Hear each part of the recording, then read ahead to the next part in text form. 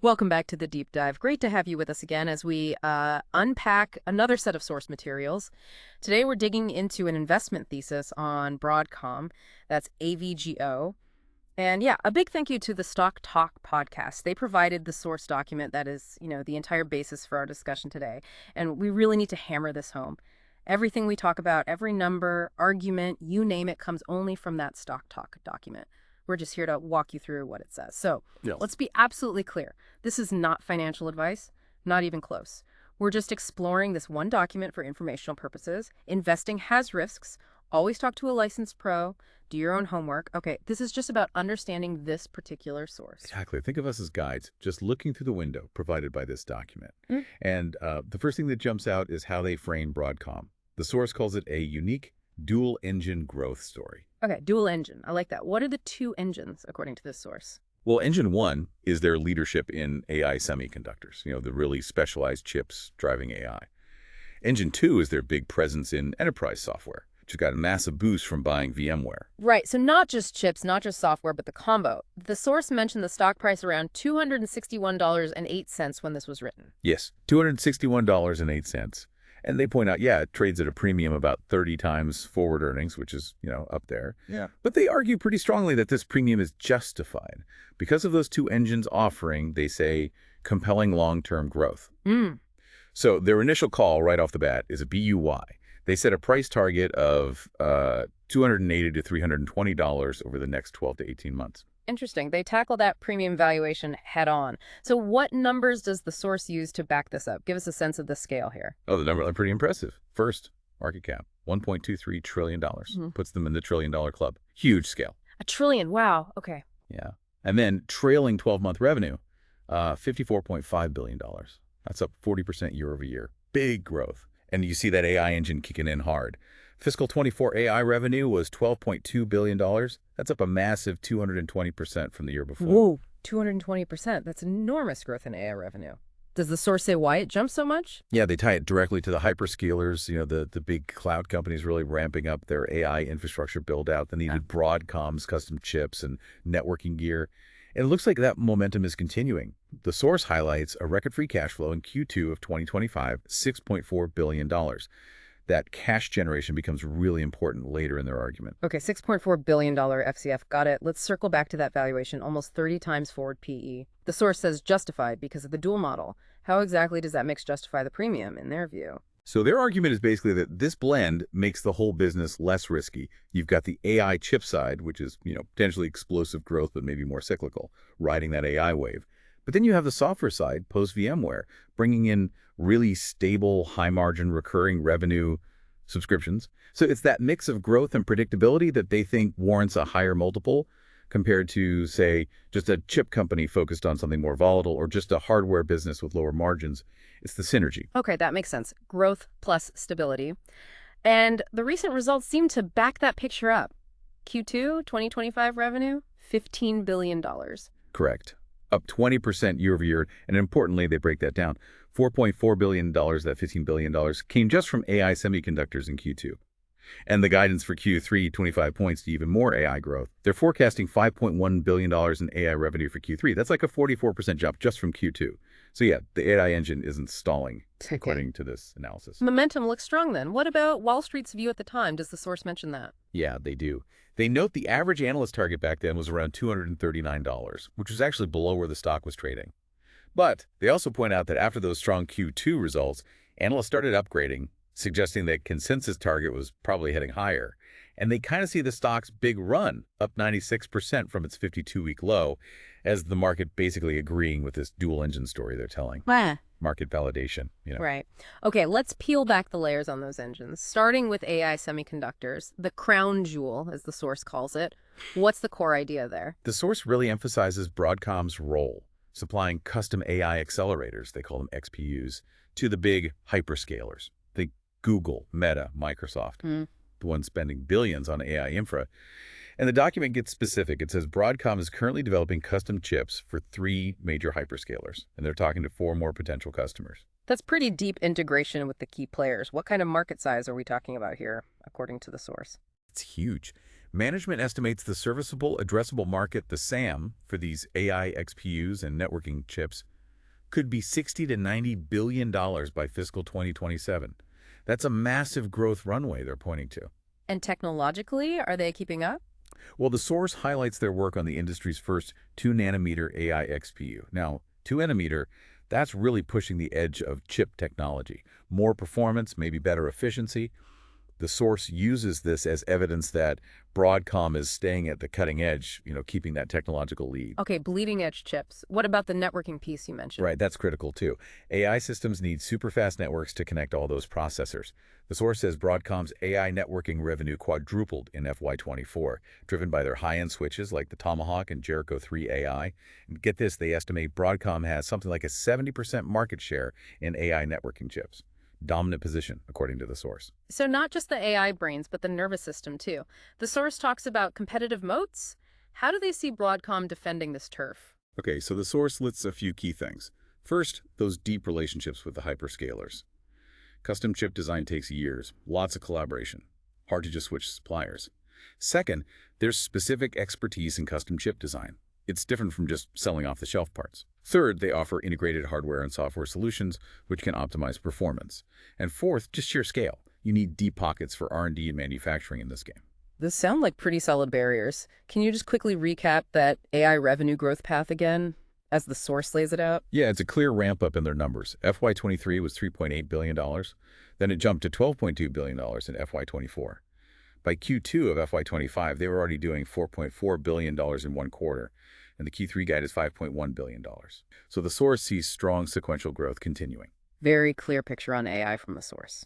Okay, let's switch to engine number 2, the software side, powered up by that huge VMware deal. How does the source see the impact of that $61 billion acquisition? They see it as totally transformative.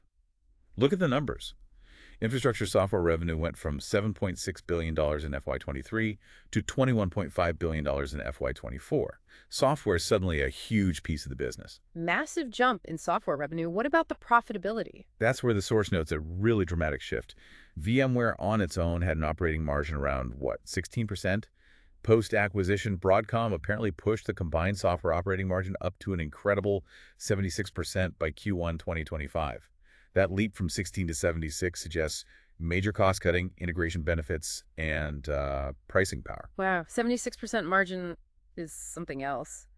How's the integration going on the customer front, according to the source? Are customers sticking around? Well, the source points to metrics like 70% of their top 10,000 enterprise customers adopting VMware Cloud Foundation, or VCF. That seems to be the core platform they're pushing. They also mentioned VMware's annualized booking value grew nicely from $1.2 billion in Q1 24 to $1.9 billion in Q2 24. So the source suggests they are successfully selling the new software bundles. What were the big strategic changes they made with VMware, according to the source? The document highlights a few key moves. One, massive product simplification. They apparently cut over 8,000 different VMware product codes, or SKUs, down to just 4 main offerings. Much simpler. 2, a big shift away from old-style perpetual licenses towards recurring subscriptions, more predictable revenue. And 3, strategic price increases. They're leveraging how essential VMware is for many big companies. And AI pops up on the software side, too. Yep. The source mentions 39 enterprise customers are using something called VMware Private AI Foundation. So they're starting to weave AI into the software platform, which could open up new opportunities. Okay, but there was talk about customers leaving after the deal, right? Concerns about price hikes and changes. How does the source handle that? Yeah, they address it directly. They basically argue that, yes, maybe some smaller customers leave, but Broadcom's strategy is laser-focused on the biggest, most strategic enterprise clients. And those big guys, they show strong retention. Why? Well, the source says it's mainly high switching costs. Ripping out core VMware infrastructure is a nightmare for a large company. Plus, adopting that VCF platform creates what the source calls platform lock-in. So the analysis suggests Broadcom is okay letting some smaller fish go to really focus on and maximize value from the big, sticky enterprise accounts. So focus on the whales who are kind of stuck relying on the product's stickiness. Pretty much. And the key takeaway is that software now makes up about 41% of Broadcom's total revenue, according to the source. That provides a really solid recurring cash flow base to balance out the more cyclical chip side. It reinforces that whole dual engine idea. Makes sense. Okay, let's zoom out a bit to overall financial health and how the source sees them using that strength. Right.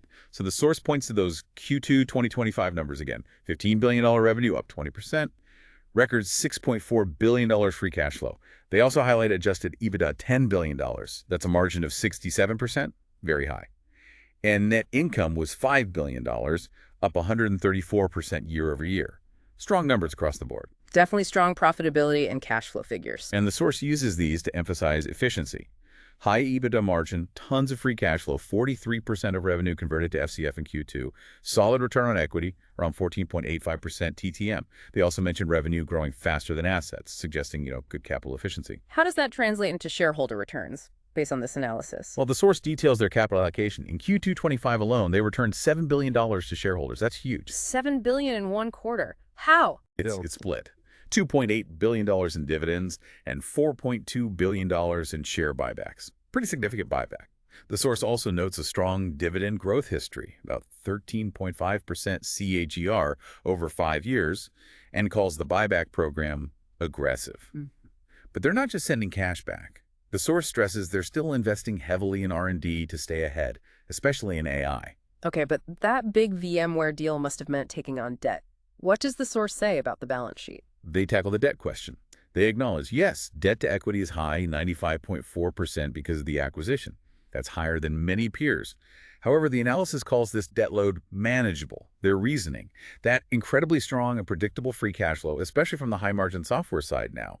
Plus, they point to management's track record. Apparently, they've done big deals before and successfully paid down debt, and they have good access to credit markets. So the source basically sees the debt as a tool used for a strategic purpose, and the strong cash flow makes it manageable. That's the gist of it, yeah.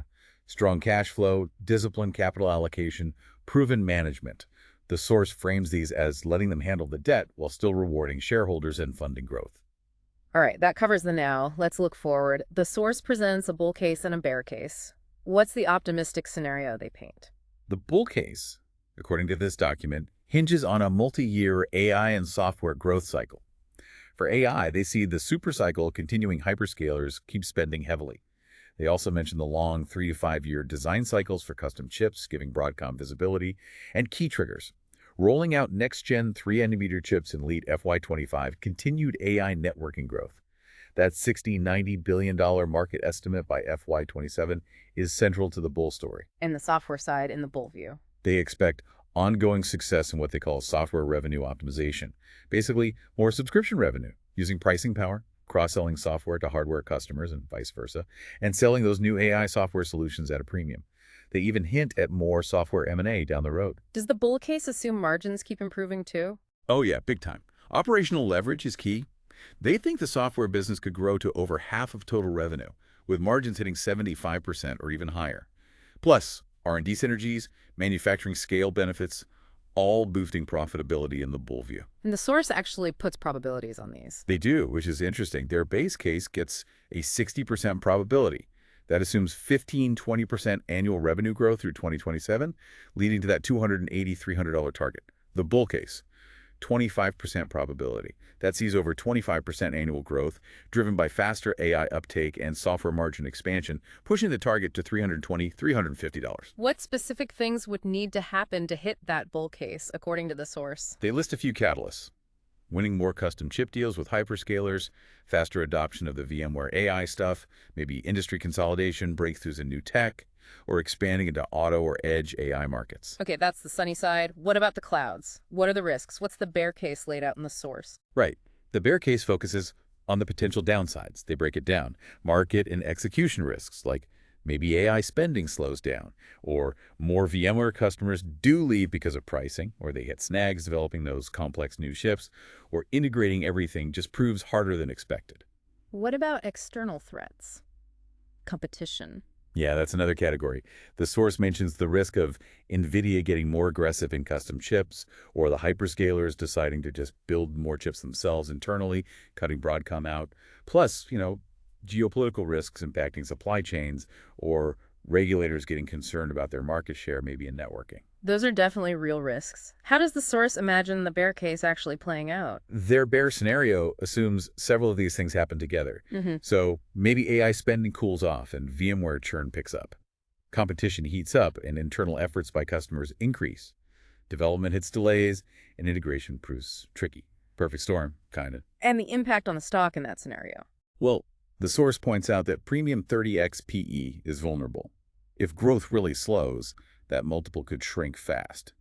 Also, the high debt, while seen as manageable now, could become a bigger problem if cash flow drops significantly. And being reliant on a few huge customers like Apple and the hyperscalers is always a risk if one relationship sours. So a bunch of bad news could really hurt. But does the source see any floor? Any mitigating factors even in a downturn?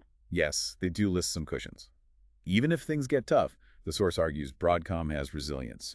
They point to diversified revenues across essential products, those competitive moats we talked about, customer stickiness, tech expertise, platform lock-in. Plus, that substantial free cash flow provides a buffer. Management's track record is seen as a positive, and the fact that their products are pretty fundamental to IT infrastructure, not easily cut budgets. So even the bear case in the source sees some fundamental strength. What kind of price target do they put on that negative outlook? The source suggests a bear case price target range of $190-$20. Now, that's a 20–30% drop from the price they cited, but, and this is key, they stated even at those lower levels, the price would likely still be supported by the company's underlying fundamentals and cash flow. Okay. Wow. We've covered the present, the engines, the financials, the bull, the bear, all based strictly on this one source document. So what's the final verdict, the investment recommendation from this analysis? The source comes down clearly with a buy recommendation. Their why buy now points boil down to unique positioning in key tech trends, the dual engine strength, proven management execution, strong cash flow for returns, and a valuation they see as reasonable for the growth potential. And the target price again. Yep, they reiterate that 12–18-month target of $280–320, suggesting, 15–25% potential upside from where it was when they wrote this. What kind of investor is this best for, according to the source? They're pretty explicit. Best suited for long-term investors. They recommend a 3+ year horizon, aligning with those multi-year AI and software cycles. Does the source offer any specific advice on timing or managing a position? It does suggest starting a position around current levels at the time of writing, and maybe adding more if the stock dips below $240. They also list things to watch. Quarterly AI revenue trends, how the VMware integration is tracking, customer adoption, etc., any moves by competitors like NVIDIA or internal efforts by customers, and of course geopolitical or regulatory news. And apologies for sounding like a broken record, but it's vital. All of this is only from the Stock Talk source document. It is absolutely not financial advice. Our goal was just to help you understand what that specific analysis presented. Always do your own research, talk to a pro. Couldn't have said it better myself. We're just here to help you navigate the source material, pull out the key arguments and insights quickly. So that wraps up our deep dive into this particular investment thesis on Broadcom. We've seen how the source portrays it as this dual-engine powerhouse AI chips and enterprise software via VMware. We've looked at their numbers, strategy, financials, and the potential futures, good and bad, all through the lens of this one document. Hopefully, unpacking this source helps you get a better handle on a company sitting right at the crossroads of some major tech shifts. And as you think about everything we've discussed from this source, here's a final thought, really stemming from their bull versus bear analysis. Given the source's bullish view based on AI and software momentum, but also acknowledging those risks like execution or competition, what specific signs or numbers would you personally look for in Broadcom's next few quarterly reports to gauge if they're truly staying on that bull track outlined by the source, or if maybe some of those bear concerns are starting to bite? Something to ponder. Thanks so much for joining us for this deep dive. We'll catch you on the next one.